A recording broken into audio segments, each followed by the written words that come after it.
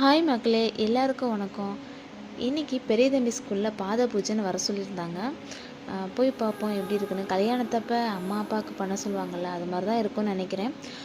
நம்மளாம் இது மாதிரிலாம் பண்ணினதே இல்லை. 90ஸ்லாம் இருந்தாலும் நம்ம அம்மா அப்பாவை மதித்து பயந்து நடந்தோம்.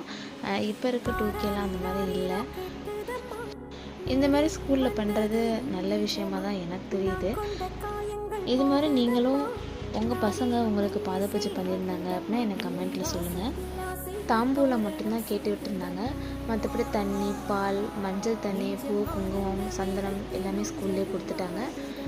நம்ம பசங்க நமக்கு இது மாதிரி செய்யும்போது ஒரு சந்தோஷம் இருக்குல்ல. உண்மையிலே எனக்கு ரொம்பவும் சந்தோஷமாக இருந்துச்சு.